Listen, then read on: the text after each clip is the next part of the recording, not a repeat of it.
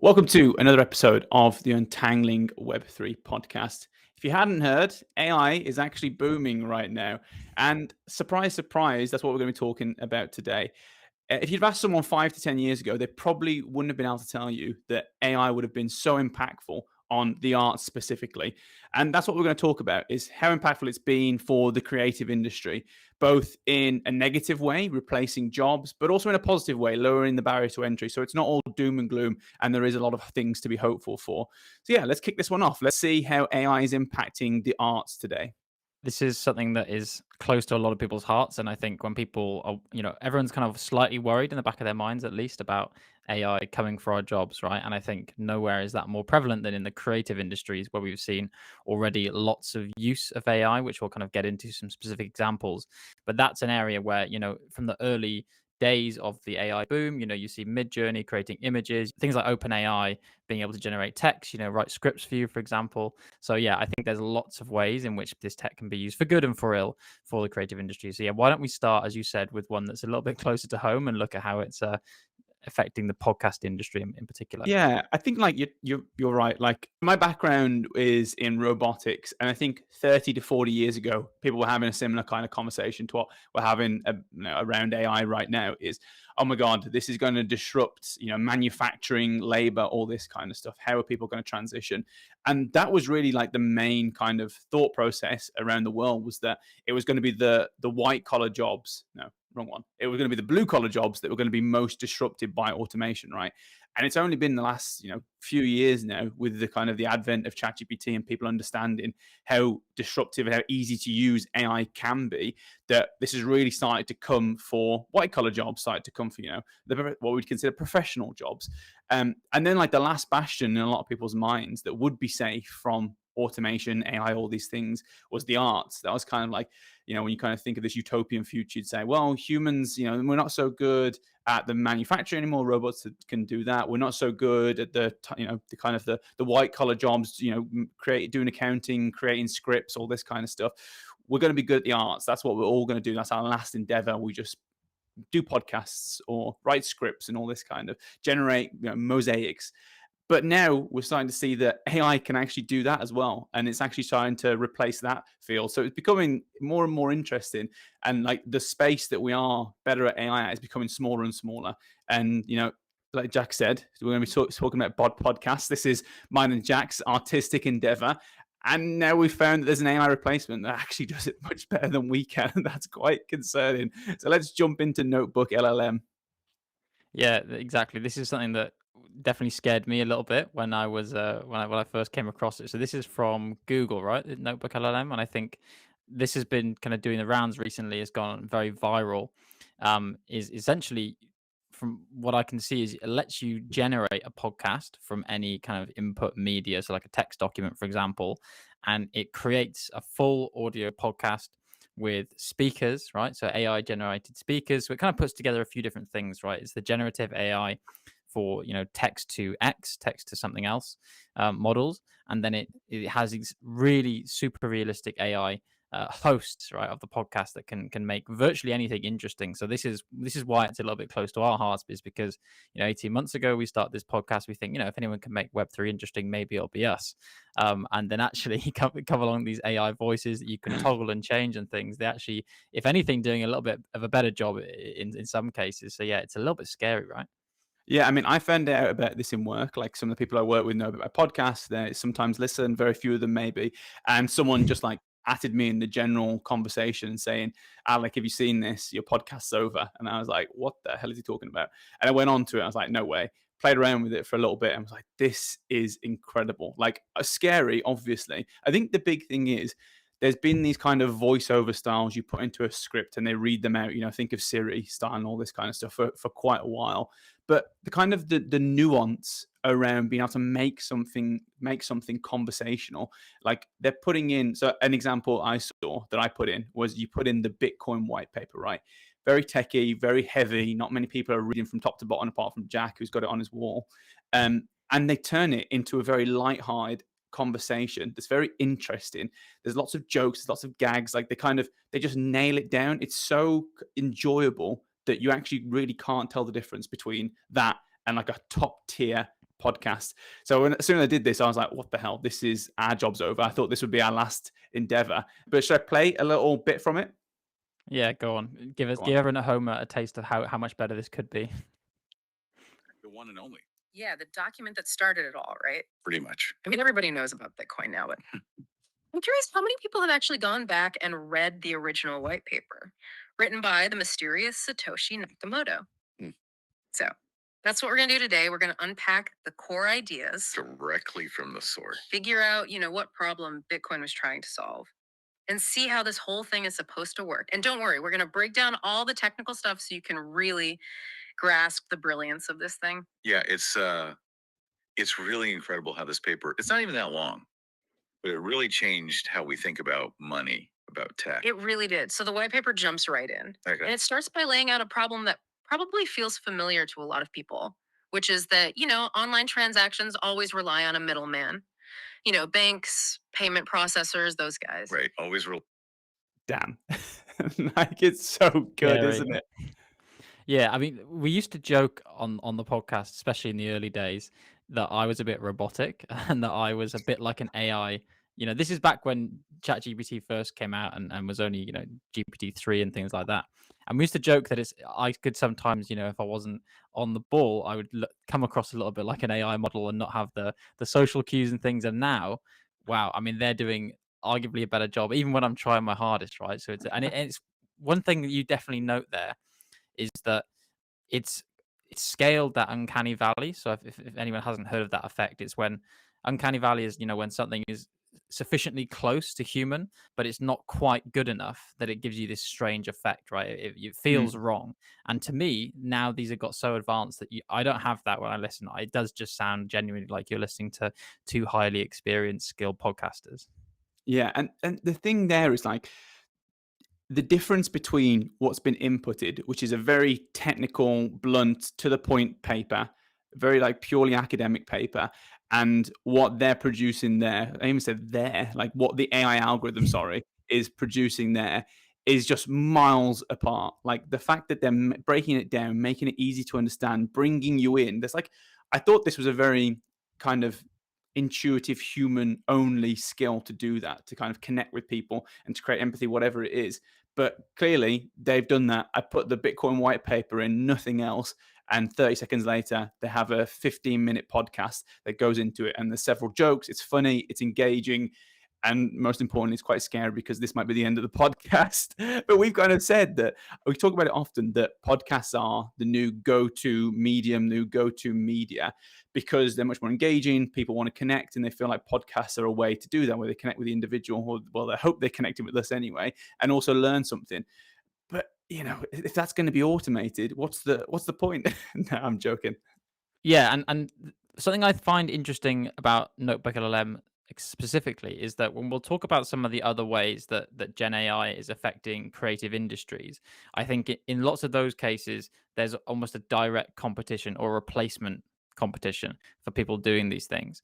I think it's slightly different with Notebook LLM because I think it's a completely different model where people will just be generating their own media for themselves, right? It's like it's not like there's a new podcaster competing with us and trying to gain market share. It's almost reducing the market size overall because people can just go and generate a podcast about something they're interested in. So it's a slightly different way of looking at it, which is again interesting just because of that inversion, right? The idea of people self-curating content and being able to, find out things for themselves, much the way people use ChatGPT now, rather than having podcasters like you and I, Alec, deciding, what do we think is interesting, and then that might not always be interesting for everyone, episode to episode. So yeah, it's interesting how that's going to change the industry, I think. Yeah, and you talk there about our opinion, putting our subjectivity and like our personality into things, whatever small personality we have.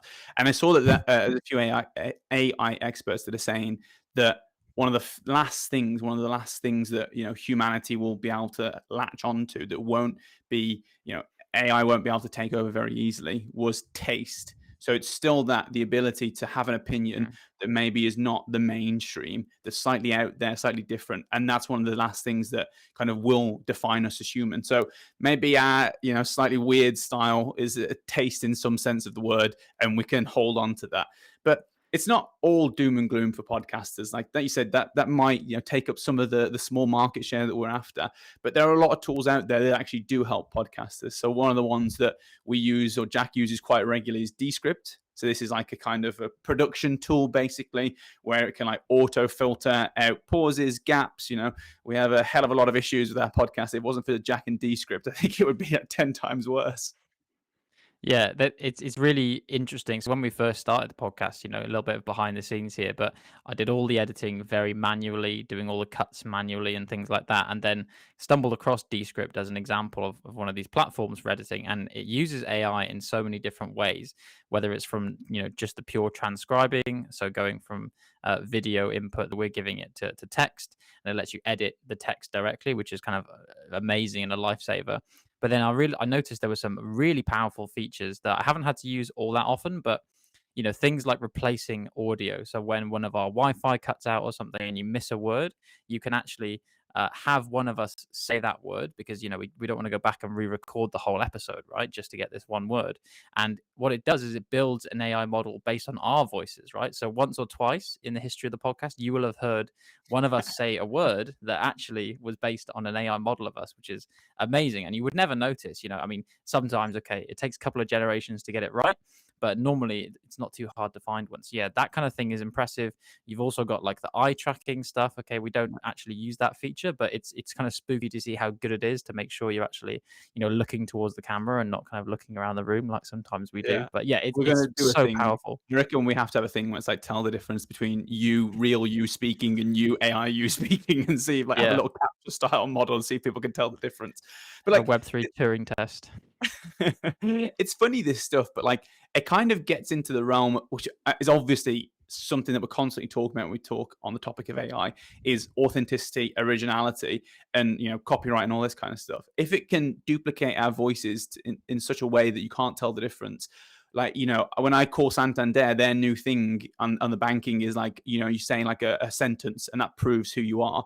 I have voices everywhere. Like obviously that would be the easiest thing to spoof in the world. And like the facial stuff is getting more and more apt. Like you're saying, the eye placement, you can start to put avatars on there. People might have seen with the Apple Vision Pro and stuff. Like it's going to be really tricky to start to distinguish people in like the digital space.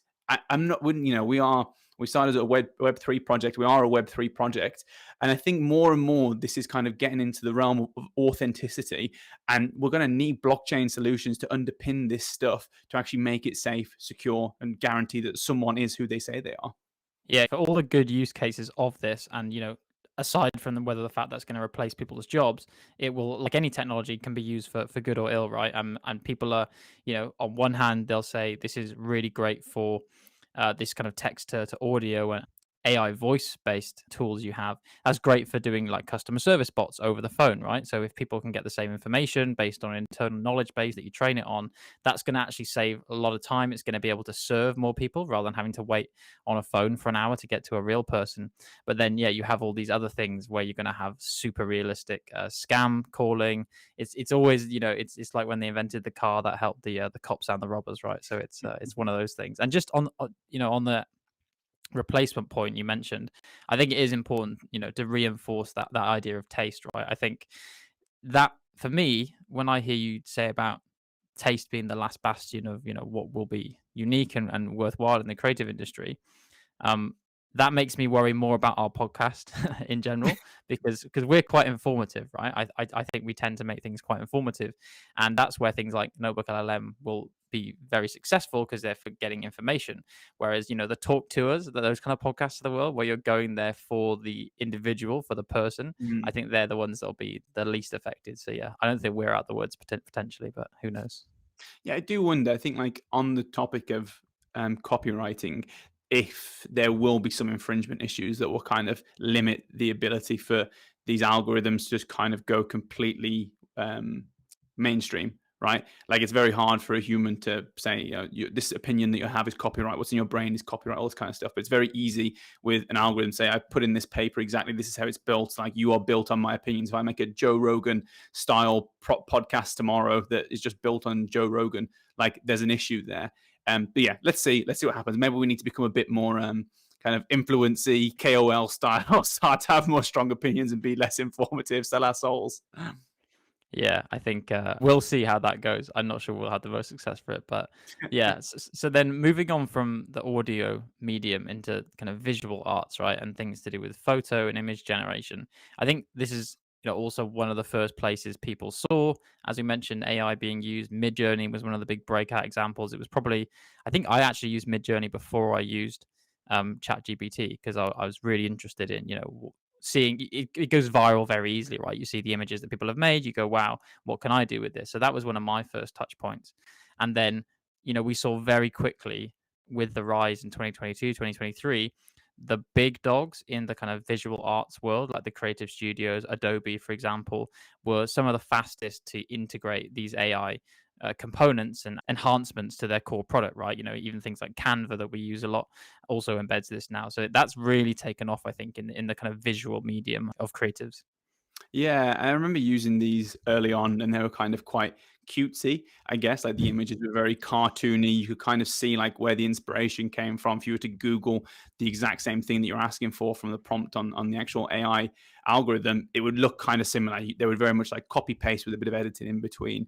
But they're so advanced now. Some of like the hyper real human like images that they create are indistinguishable sometimes from reality. It really is mind-boggling, like how easy it is to use these things. And again, there's an authenticity thing. Are they going to replace artists? But we use it on the podcast, and it really does lower the barrier to entry for us to just spin up content, have like thumbnails very quickly without us having to give too much of our soul. Like neither of us are particularly artistic, but we don't have to be. We just need to put a sentence in. It adds a lot of value to a lot of things you're creating. I think one of the things, the jumps that I've really seen in the last like few months on this is the hardware that's pushing into this space. Like every new phone, every new laptop is now AI enabled. They have like an AI powered GPU, and the whole point of that is to just enable AI processes on that device.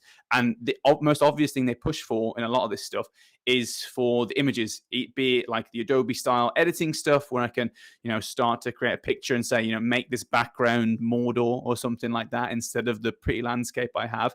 Or it's on your camera, you take a photo. Some of the things that you see demoed quite a lot is you take two photos, and if some people are blinking in one and not blinking in the other, then you have one photo of no one blinking. Or one I've seen recently, you take a photo with three friends, the fourth friend takes the photo, then they swap around, and then they can merge those two images together. It seems really gimmicky, but this is kind of like a lot of these devices slowly dipping their toe into this, and all the new phones are now, Samsung 24 Plus AI, plus plus or something like that. It's kind of a bit gimmicky, but also it's kind of the new norm. Yeah, I agree, and it's interesting because I think the hardware angle is actually fascinating because it's been something that's been going on for ages. If you look back at Apple releases for the last kind of 5, 6, 7 years, they have all the whole meme about Apple iPhones kind of tailing off because they're so good and you can't do much in each release. Well, they started really pushing the computational engines, the photographic computation they do, so that you're not actually getting more out of the camera, the lenses Yeah. themselves, because they're already like 40 megapixels or something. You can't get much more resolution than that. But this computational layer on top was being really pushed for a long time. So the hardware has been worked on, but now with AI being the big buzzword now, then yeah, everything's trying to keep pace with that. One other thing I want to say about the visual arts is it's an area where I think it can become quite uncomfortable very quickly for me. So as you said, we use it for the podcast for generating themed backgrounds for each episode, so you can see a different theme in it, but it's not like a core thing. When you get to the kind of face swapping and the perfect image stuff, that I find a little bit kind of unnerving, right? I think there's the advert you see for, is it the Google Pixel with the England football team, and you have them literally changing their whole facial angle or having a better profile picture. And I find it a little bit, I don't like that lack of authenticity that it's bringing into the things, even though millions of people are going to use it. It does make me a little bit worried as well. Yeah, and I think it's like a lot of the negatives that we have from social media being so pervasive in our daily lives, just on steroids, basically.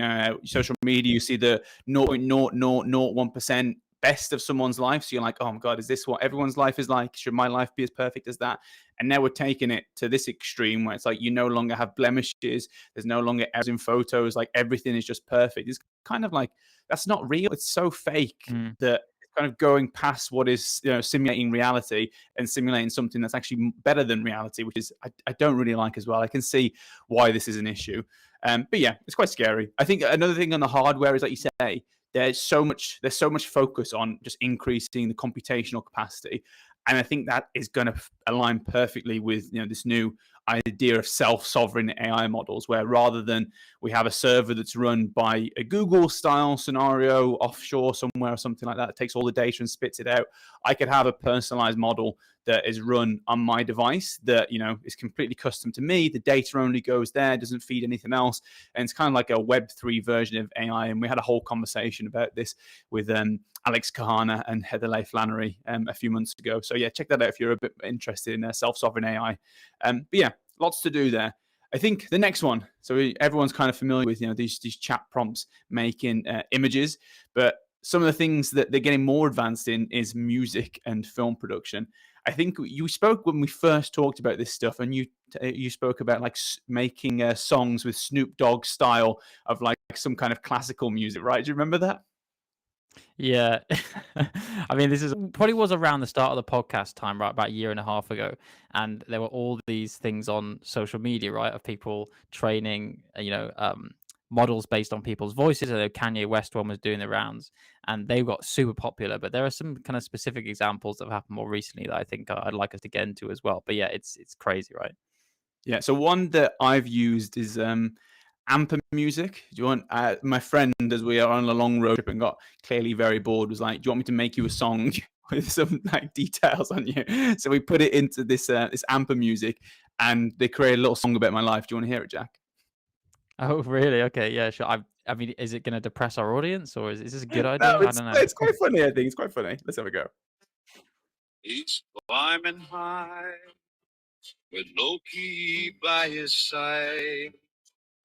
In the mountains to the sky, Dungeons and Dragons, nerd shows on screen. Alex living big in his gym fuel dream. For the chorus. Alex Burns, he's a crypto boy,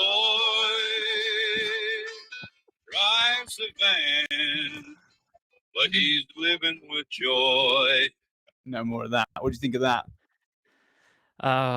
Where do I start? I mean, I think you do quite a good job of hiding your nerdiness sometimes, but this is not one of those times. We recently, got to the milestone of 50,000 subscribers on YouTube. I think we may have just lost about 45,000 of those. So. Well, you didn't like it. I mean, it's country. I think everyone says that country is the simplest music to replicate, but that was again generated in like 10 to 15 seconds or something like that. And I know it's not to your particular taste, but I'm a big country bumpkin, and I like it. Like it's crazy how easy it is for these algorithms to make like very melodic, simple but enjoyable songs, like with just a couple of prompts. Like, I don't know. It's again quite scary. Yeah, and all jokes aside, it's hugely impressive. I mean, I'd still rather hear you sing the song, to be honest, but it's impressive that it can generate it, especially I think the musical element, because again, to talk about our own experience, when we started the podcast, we thought, well, we need a jingle. Every podcast needs a jingle, and we were completely stuck on how to do it. Right, we needed to get someone else, a friend, to help us out and do it. But now you have these tools that could help someone who doesn't have that friend in their lives to kind of reduce that barrier to entry. And there's a really interesting example that I'd like to just highlight here on the music industry. So basically, there's a couple of things that went on, but around I think around June 2023, so Grimes, who is now the ex-wife, I believe, of Elon Musk, and she's also a music artist, kind of famously. So she became pretty much the first person to open source her voice. So she basically allowed this AI model to be made of her voice. I think it's called elf.tech, and anyone can use that voice now in songs they make, with a kind of royalty split. I think it's like a 50-50 royalty split between Grimes and whichever artist uses it. So that was one thing. And then based on that, so an artist that I have kind of liked for a long time called Blau. It's spelled 3 Lau, Lau, but and I've always said it like that, but I think it's actually pronounced Blau. And they did something really, really interesting, right? So they created the first kind of AI X AI song. So they trained a model for the beats and the melody side because it's kind of he's an electronic artist. He makes kind of D&B electronic style music. So he created the beats for this track using a model trained on his own library of music, stuff he'd made before, stuff he hadn't released before necessarily, and then used that for the beats in the backing track, and then used the Grimes AI model for the vocals. And I actually came across this song organically first time, so I didn't know it was an AI song. I was like, oh, amazing. Blau's got a new song. I listened to it. I loved it. And then I found out this whole backstory. And now that he's, creating a platform around this to do royalty sharing and generate music and tokenize the royalties. But it got me thinking, because have you ever had that experience of thinking, I love this artist, I love this music, especially maybe around electronic stuff. And I've thought, I wish I could just have more music like this, right? And not in the way that Spotify recommends similar music, but I want new music that's like this, right? That I haven't heard before. So I think it's fun. It's really fascinating that you could do that now. Yeah, like I would say I'm not really that surprised now with everything that's happening that that's possible. I remember like listening to a TED talk, not maybe a few years ago now, and the point was that music is very mathematical, which I didn't know. I'm not very musical, but it's very mathematical. Like that certain notes harmonize, and the way that certain melodies go together it's very it's very easy to simulate with equations and very easy to know through a function basically what's going to sound nice in advance and what won't. And there's this company built around it where we started to have I think it was around the Ed Sheeran debate and all this kind of stuff where people were infringing on other songs and saying they were too similar and trying to copyright melodies and songs and note combinations and all this kind of stuff. And this company's whole premise was actually there's only so many melodies that go together, so many note combinations that sound nice that can ever exist. So their point was, because it's such a limited space and time goes on forever and there's more artists, you shouldn't be able to copyright these things because there's only so many combinations. So they basically created this algorithm that would go through and get every single good harmony possible, every single good melody, and try and copyright the whole thing so they could open source it and say any artist allowed to use these and no one allowed to infringe on this because this is the limited search space available. So yeah, I'm not surprised that they can do this and kind of say this is the pattern I see from this person's melodies, let's mix it around slightly and recreate it. Because there's so many times now when I hear songs, I'm like, oh, that kind of reminds me of this song and this kind of reminds me of that song, and there's obviously a bit of inspiration there. But it is cool, the ability to kind of just say, I like these 5 songs, create a song that's the best bits of all of them. But yeah, I think it's very smart by these 2 people to jump in and say, you can create any song and I take 50% royalties. That's a pyramid scheme if ever I heard one. Well, yeah, when you say music being mathematical, you make me think of just as a side note, Tenet, the Chris Nolan film. There's really interesting. I don't know if you're aware of this, but Ludwig Göransson's score, he's got all these palindromes right in the music that can be played back and forth. It's so cool. But it was. I agree. It's kind of one of the things music you should be expecting the mathematical stuff to be able to replicate it and manipulate it in these ways. But for me, it was a kind of watershed moment because it was the first time I'd enjoyed a piece of media that was fully AI generated or kind of near fully AI generated, and it had been a completely seamless experience. Right? It was as if it had come from the artist itself, which kind of. And the fact that I didn't even know first time, it really genuinely kind of shook me. I was thinking about it for days, right? It was one of those moments where, we reached the singularity of music, maybe potentially. So, yeah, that is quite scary. I think everyone's going to have that experience soon, and maybe people that are not in the space will have it more readily because they won't be expecting it. But where we first interact with some kind of AI and don't realize, I mean, there's the boring AIs that are underneath the hood that, the search algorithms and optimization, all that kind of stuff.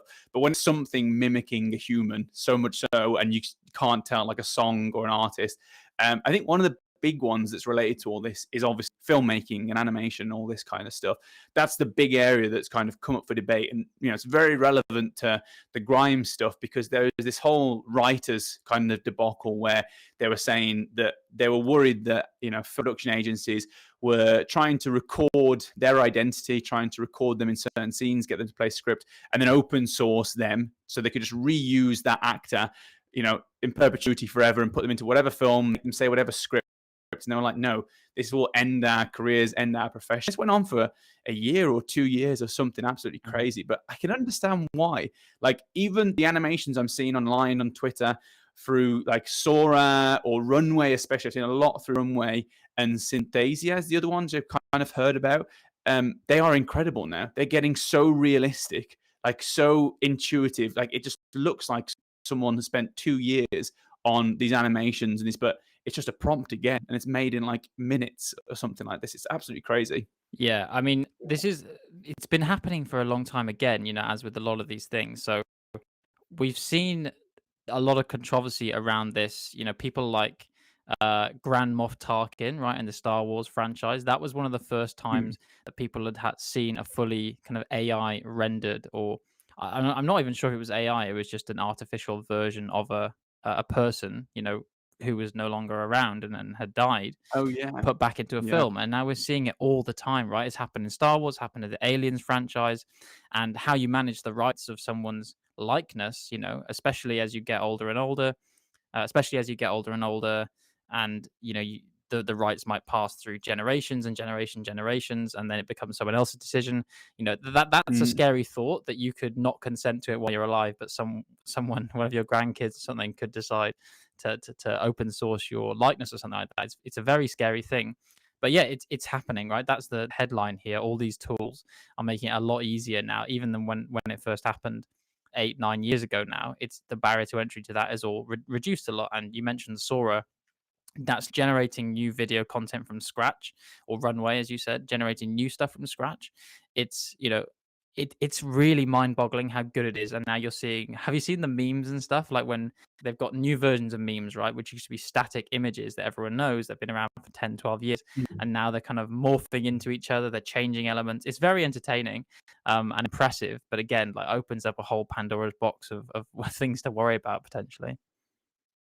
Yeah, they are very entertaining. I saw the CEO of Runway actually saying that he predicts that within a year or 2 years there'll be an Oscar award for an entirely AI generated and produced movie, which is a bit bonkers. Like, I don't know how the arts industry would feel about that, given everything with the writer's strike. But it is mind boggling. But some of these things I've seen just pure ads on this stuff, where it's been like a 3-minute sequence that's been made just advertising a film. That's every single part, from conception to production to everything after, has been generated by AI, and they are incredible. Like, they are like kind of Dune 2 style levels of production, and it looks hyper real, and I'm like, I want to watch that film. Like, it is scary. And I think in my mind, I don't really feel uncomfortable like watching these films. It's not because I think we're kind of used to films not always portraying humans, right? Like animations, all this kind of stuff, where it's just voiceovers and that. So I don't think that's a bigger step to say, we're just taking the human voice out of this animation. But yeah, I don't know what it means for the industry itself. Like, I imagine there'll be kind of more credence given to theatre and people going to live performances. Maybe that will be the thing. But even when you think about like ABBA Voyage, which is this kind of VR hologram style thing where ABBA basically are dancing around stage as holograms doing this whole concert. Is that going to be the future of like even live theatre? Like, I know that stuff costs a lot, but everyone that's been to it said it's one of the most incredible performances they've ever seen. So I don't even know what it's for live theatre. Yeah, I 100% agree.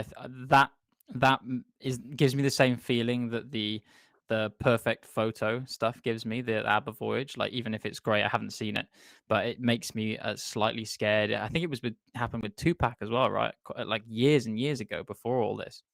But yeah, again, it's demonstrating huge potential. And I don't know about the Oscars one, because I think the Oscars like to be very traditional, and I think they'll maybe be the last to honor this stuff, but maybe a Golden Globe or something, I can definitely see. And on the advertising side and stuff as well, I think there's a really interesting to use Marvel as a case study, because they're one of the biggest brands, franchises in cinema right now. I mean, they're kind of going off the boil a little bit, but they're still one of the biggest names out there, and they've run into a couple of problems around this, right? So, two to name: in 2023, there was the Secret Invasion TV series, the one on Disney Plus, and they actually, at this point, they were using AI in a very open way. So they said, "Look, guys, we've made title credits using AI. How cool is this?"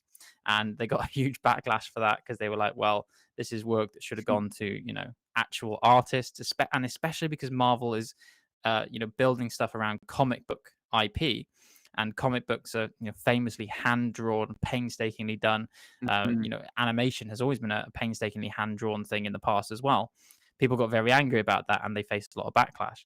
And then literally last month, so a year and a bit into the future after that. Now it seems like they're still using AI, people are pointing out, but they're hiding it now. So they're trying to get away with it. So I don't know if you saw this, but the Thunderbolts movie that's coming out early next year, people spotted that there was a character in the poster with 5 fingers, so five digits and a thumb basically on their hand. And they were like, they're doing it again. They're using generative AI to make their posters. That's taking work from someone else, and we've spotted you, right? But it's interesting that they're still trying to do it, maybe to cut costs, but they're trying to hide it now. I mean, that's like a really poor old school AI model as well. I remember like the early ones when we were using it to create images where you like on the surface at a high level look great, and then when you zoom in, like people would have 3 eyes or 2 teeth and 10 fingers, and you'd be like this, but you didn't see it immediately. You'd look back and be like, there's something weird about this photo, but I don't know what. Then you'd zoom in and be like, oh my god, this is truly terrifying. Like there's some AI images that we use to generate that would haunt my dreams afterwards. Well, that's the uncanny valley thing again, right? Yeah, these older models. I remember one in particular. Back to behind the scenes, there was one we did for our end of year episode where we were predicting what was going to happen this year in 2024, and I was trying to do one where we were both crowded around a crystal ball, and it just could not do one where we both had a hand with 5 fingers, right? 4 fingers and a thumb on it. It just couldn't do it. It was it was like those optical illusions where is it 4 legs or 5 legs kind of thing. It was horrible, and I was getting creeped out by it. But yeah, it's come a long way since then. I saw one earlier. I don't know, one of my friends got it when they were on the website, and I think it was Christmas special or something like this. And I didn't even notice, but there was like, it was both of us in like Christmas outfits or something. And then in the background, there was 2 like little elf children or something. And I actually didn't notice them at first. And they were zoomed in the bottom right corner, and I looked. I was like, I didn't see those before. It looks really creepy. But yeah, we need to sanity check this a bit better. Maybe get a real artist to start doing this stuff. Well, and they're definitely not perfect, right? That's something we should also mention. They aren't perfect yet, or at least a lot of the ones that us consumers can use. A lot of the time I'll generate an image for one of our backgrounds, and I'll think this is perfect. This is exactly what I want. But there's something wrong, or it's added in a little extra icon somewhere that I just really don't want, and I have to crop it. Or sometimes I end up just going with it because I try and get a better one, and it doesn't get better than the original, even though it has that blemish. So yeah, it's still a bit of a pain at times to use, but it's a lot better than us trying to us to hand draw it, because we're not professionals and that kind of stuff. And this is one of the things about this stuff is like, it doesn't really understand what it's doing. And that's quite like a philosophical thing to say, like, what is understanding? But when you ask it to do something like create an image of me and Jack in a Christmas setting, what it does to achieve that is, rather than like just drawing it tries it down into like the kind of component patterns of that request. And it's kind of assembling these component patterns and filtering it through to create something in the end. So to then say something like, okay, this thing has 5 fingers, if it's basing it on these underlying, quite tricky for then to edit. But this is something that is really starting to improve. And even like ChatGPT, the models now, you can have a specific edit for an image to say, okay, this little part here is actually wrong. Can you do it? And they are getting much better at this stuff. So it really starting to break down what is understanding, and like, yeah, it really has improved a lot in like the past year on these things. And I think it's just really important that you highlighted the philosophical side, right? And one thing, as we're coming to the end here, that goes a through line through everything else we've said, is that all of these AI generated stuff are, by definition, they are derivative, because they're all generating new things, but based on a set of inputs that we've given it, right? It's deriving new things from those inputs and rejumbling them and making something new out of them. But ultimately, it's not thinking in the same way that we say it. Now, there's a whole other philosophical debate about, well, what do we as humans do when we create things? Aren't we just taking our inputs in our environment and spitting something out? But I think still that there's that link that is missing between what the AI is doing, and that is, again, back to the copyright question you were saying earlier, is where all that stuff gets very, very murky, right? In if this is all derivative by definition, then how the hell do we account for all this stuff in the royalties, right? Yeah, and I think maybe we lie on different sides of the fence of this. I think that it's fine because I think humans do the exact same. We just don't understand brains well enough to actually prove that they do, importantly.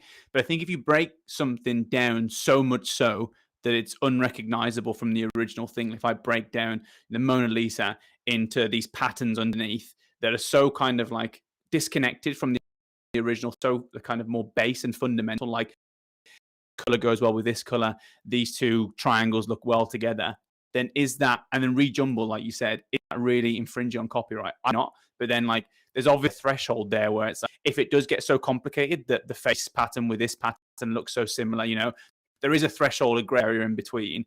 And I don't think right now that I wouldn't on the side that I don't think AI copyrights a lot of things, but there are some things, if it's like 100% identical, then obviously there's a copy there, and there's some gray area in between, but that's above our pay grade. Yeah, I don't have a strong answer or opinion on this, right? Because again, I agree we don't understand. I don't think we understand, most of us, enough about how the AI models are actually working, and also how the human brain works to kind of come down on this hard either way. So yeah, I think the Mona Lisa of Theseus thing is also an interesting argument. Like if I've changed all the elements in some way, is it still the same piece of art? I think that also comes into play. Yeah, but I mean, the important thing here is it's not all doom and gloom. AI is obviously incredibly impactful on the arts right now and will continue to be. But there are some pros as well, like what we've mentioned, even for our podcast. Like it really is democratizing access, lowering the barrier to entry. Like we couldn't run this podcast very effectively without all the AI tools that we've talked about. It really does reduce costs, allow us to do things faster, allow me and Jack to concentrate on the things we enjoy, which is actually recording, planning the episodes and all this stuff, and worrying less about the production, the art, and all the images that go out. But obviously there are a lot of challenges with job displacement, with authenticity, content rights, all this kind of stuff. And this is the legalese we're hoping will be addressed over the coming years, but it's obviously creating a lot of fear right now where we don't even know we'll have a podcast next year, because these tools are moving so quickly and so impressive right now that it's hard to know the future of this space. Yeah, I think that is such an important note to end on that you said there, right? That I hadn't kind of fully crystallized until you said. But yeah, it's linked to that lowering the barrier to entry for us as podcasters. Okay, so you're right. We couldn't focus on the important stuff. We couldn't focus on curating what we think are the right ideas, creating episodes, kind of thinking and planning for episodes, and all this stuff, because it's incredibly time intensive. We're doing this in our spare time. If we didn't have all these tools at our disposal to make the kind of the grunt work of bringing an episode from idea to getting it on YouTube and published and everything, then yeah, we probably couldn't be doing this. So ultimately, it's the reason that the podcast exists in some ways, right? Yeah, I think it's a bit of a gateway drug in some ways, where you start using ChatGPT to help formalize some of the episode content. Then you're using Descript to help with production. Then all of a sudden, you start changing words with it. Then all of a sudden, Jack's ill for a couple of months. I just use Descript to do all his part, and I'm recording on my own. Then all of a sudden, I'm like, let's just automate it all. It is a slippery slope, and I can see how the big companies are going down that route, and maybe it doesn't lead to a good place. But at the moment, in my mind anyway, we're in a good place where AI is mostly just enhancing a lot of the arts. But let's see where it goes. I mean, I would encourage everyone to stay ahead of the trends, because this technology is moving so quickly and it's just advancing so fast that it's really, you have no idea what's going to happen next week. But a lot of it's very exciting and enjoyable. So yeah, have fun with it. And thank you for listening wherever you may be, and to untangle a little more of Web3.